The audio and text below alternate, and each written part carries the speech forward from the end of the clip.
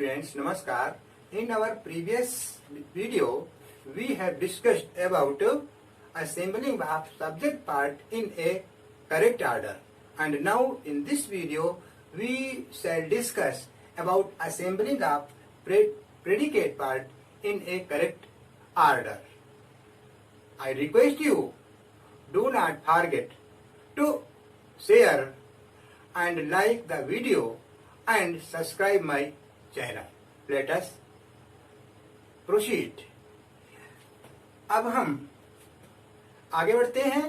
देखिए, सबसे पहले हमने कल आपको अपने सब्जेक्ट पार्ट को किस प्रकार से करेक्ट ऑर्डर में कंप्लीट करना चाहिए, इस विषय में आप लोगों से चर्चा की थी। आज हम आपसे प्रेडिकेट पार्ट को किस प्रकार से कंप्लीट करते हैं, इसकी चर्चा करेंगे।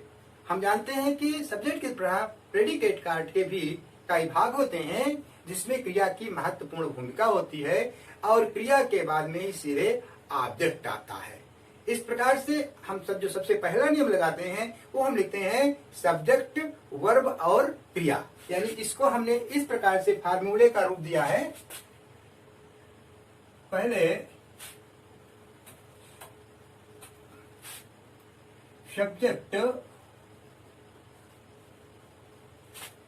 Plus verb plus object.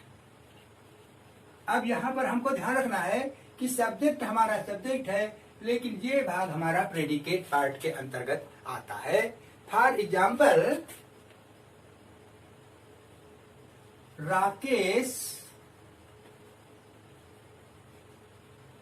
Pledge carrom. Rakesh carrom खेलता है। Number 2, you buy a blanket. तुम एक कंबल खरीदते हो।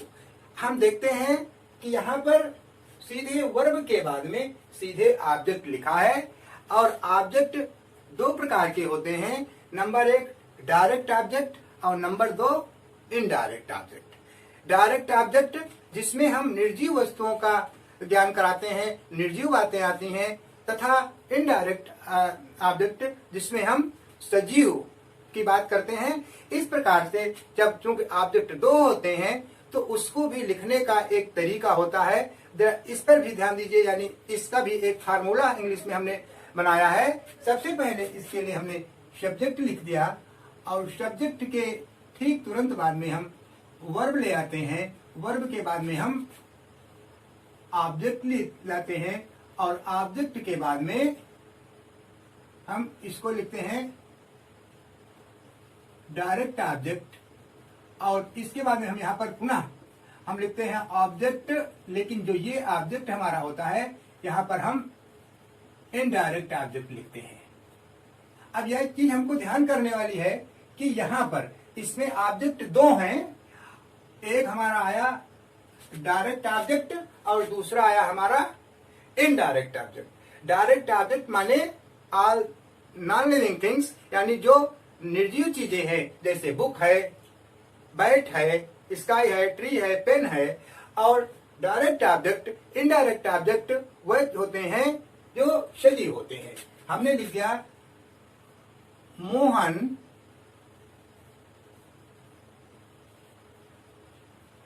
gave me a book। पहला आपका एग्जाम्पल पहला है। दूसरा मैंने लिख दिया शशि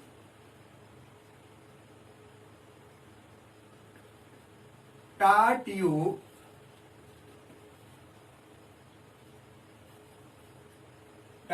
a lesson। अब इस सेंटेंस में हमने लिखा gave me a book taught you a lesson। अब यहाँ पर gave me a book और Shashi taught you a lesson, taught you a lesson, gave me a book, ये हमारा कैसा ऑब्जेक्ट है, कौन बताएगा? ये हमारा डायरेक्ट ऑब्जेक्ट है, क्योंकि हमारे निर्जीव चीजें हैं। अब हम ये चीज ध्यान दीजिए, इसमें जब निर्जीव चीज को मैंने लास्ट में लिखा है, जब हम तो जब हमारे सेंटेंस में इस प्रकार से कोई बात आती है जिसमें प्रीपोजिशन प्रयोग न हो तो हम ऐसा करते हैं। लेकिन यदि कहीं प्रीपोजिशन दे दिया गया तो हम इस चीज को पहले लिख देते हैं और ये जो आपका लिखा हुआ है इस चीज को हम बाद में ले आते हैं। इसके हिसाब से जब हम इसकी ऑब्जेक्ट यानी डायरेक्ट ऑब्जेक्ट और इनडायरेक्ट ऑब्जेक्ट की अदला बदली कर देते हैं तो ऐसी स्थिति में हम यहाँ पर इसकी भी सेंटेंस में ये शब्द भी अदल बदल कर लिख देते हैं। उदाहरण के लिए हम लिखते हैं, इसी सेंटेंस को हम पुनः लिखेंगे, Geeta gave a book to me.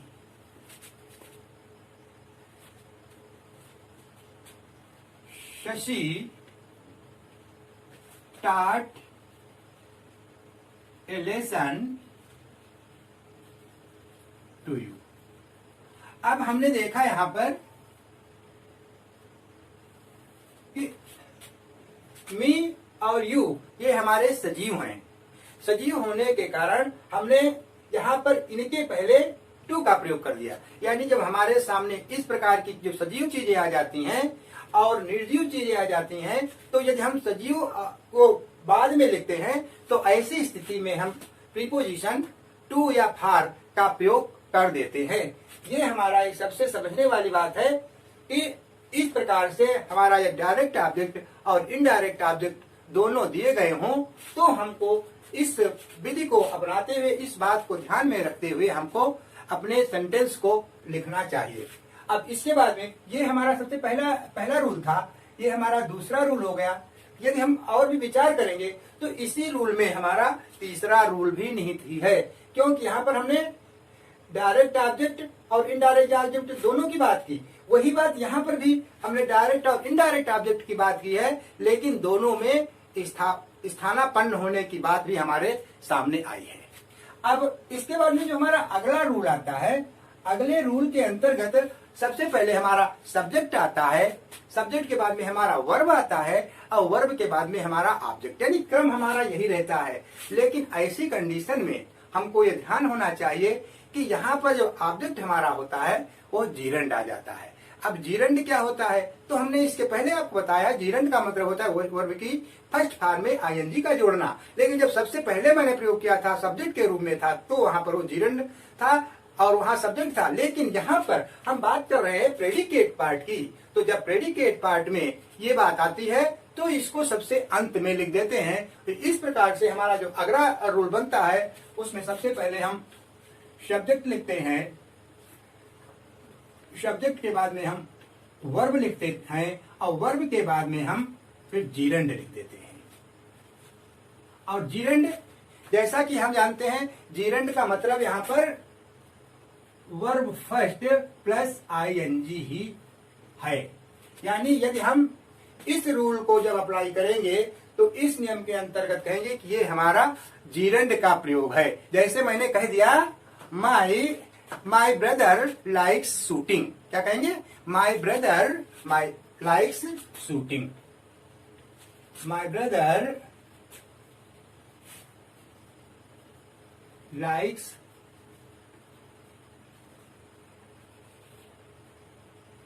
Shooting.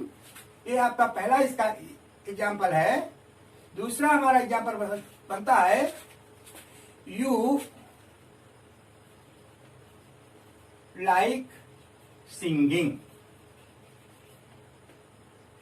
दोनों में हमारा जीरंड दिया है और दोनों ये हमारे सेंटेंस जीरंड के यूज है, दोनों में ही ऑब्जेक्ट का प्रयोग किया गया है। यानी इसमें हमारा ये चीज, ये लाइक सिंगिंग और लाइक सीटिंग, ये हमारा प्रेडिकेट पार्ट के अंतर्गत है जो जीरंड है। दूसरा आपका आता है जहां पर हम चौथा रूल हम कहते हैं, चौथे रूल के अंतर्गत हम लिखते हैं subject plus verb plus gerund के स्थान पर हम पुनः इन्फिनिटिव ले आते हैं और वो फार्मूला हम के रूप में जो हम इसको व्यक्त करते हैं तो हम लिखते हैं सबसे पहले लिखते हैं सब्जेक्ट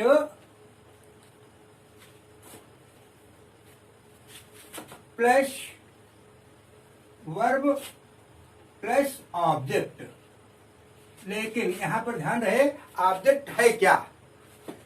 ऑब्जेक्ट हमारा यहां पर है, ये है इन्फिनिटिव। इन्फिनिटिव, और इन्फिनिटिव क्या है? इन्फिनिटिव का मतलब है two plus verb first, two plus verb first, ये हमारा इन्फिनिटिव है। अभी हमने आपको इससे पहले एग्जाम्पल बोला था जिसमें हमने कहा था जीरेंड जो होगा वो वर्ब की फर्स्ट फॉर्म में आईएनजी होगा, लेकिन अब यहाँ पर क्या हो गया, वर्ब के पहले टू का यूज। यानी एग्जाम्पल के लिए जब हम ये फार्मूला अप्लाई करेंगे तो हम लिखते हैं my elder sister likes to sing।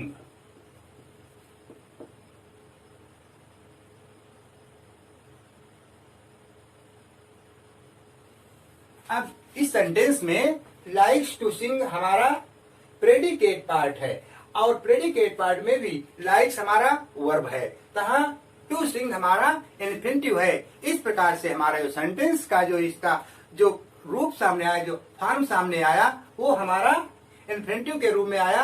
अगला उदाहरण हो गया he promised to help me. क्या एग्जाम्पल मैंने दिया? He promised to help me. अब यहां पर भी प्रॉमिस्ड हमारा वर्ब है, टू हेल्प हमारा इन्फिनिटिव है, मी हमारा यहाँ पर ऑब्जेक्ट है। तो ऐसे कंडीशन में यहाँ पर प्रॉमिस्ड टू हेल्प मी हमारा ये प्रेडिकेट पार्ट है। तो यदि हमको इस चीज को कंप्लीट करना हो तो सबसे पहले हम सब्जेक्ट लिखते हैं, फिर वर्ब लिखते हैं, उसके बाद में इन्फिनिटिव लिखते हैं, और यदि कहीं हमारा उसमें ऑब्जेक्ट दे दिया गया हो तो हम वहां पर प्रेडिकेट लिख देते हैं। अगला रूल आपका है, ये चौथा रूल था। पांचवा रूल इसी प्रकार से होता है, सब्जेक्ट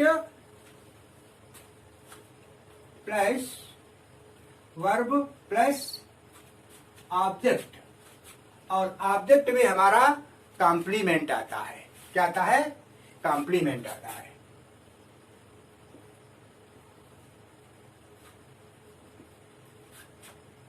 कॉम्प्लीमेंट का मतलब होता है पूरक। क्या होता है? पूरक। हमने कह दिया my teacher appointed Mohan the class monitor. क्या मैं कहूंगा? एग्जाम्पल के रूप में हमने यहां लिख दिया my class teacher appointed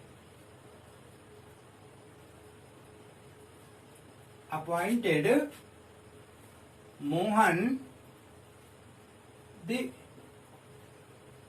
class monitor. दूसरा सेंटेंस मैंने लिख दिया द क्लास बॉयज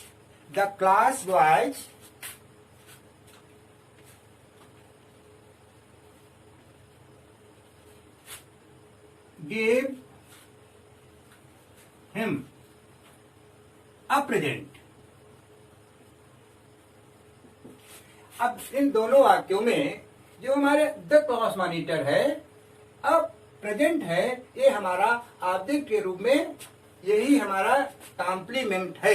जब तक हम इन शब्दों को नहीं लिखते तब तक हमारा सेंटेंस पूरा नहीं होता है। तो इस प्रकार से पढ़ते समय हमको एक बात और सामने आई कि कॉम्प्लीमेंट की परिभाषा क्या होती है। कॉम्प्लीमेंट क्या होता है? तो कॉम्प्लीमेंट मीन्स पूरक। जब जो ऐसे शब्द जो हमारे वाक्य को, हमारी कही हुई बात को कंप्लीट करते हैं, पूर्ण करते हैं, उसे हम कॉम्प्लीमेंट कहते हैं। वो बात यहाँ पर आती है। तो इस प्रकार से हमारा appointed Mohan the class monitor gave him a present, ये हमारा कॉम्प्लीमेंट के रूप में आते हैं। और इसके बाद में जो अगला हमारा जो रूल होता है वो होता है सब्जेक्ट, वर्ब और कॉम्प्लीमेंट। कॉम्प्लीमेंट में यहाँ पर हमने केवल आपको ये नाउन लिख दिया। केवल नाउन ही नहीं होता है, उसके लिए हमारा एडजेक्टिव भी आता है कॉम्प्लीमेंट के रूप में। उसके बाद में हमारा एडजेक्टिव फ्रेज भी आता है।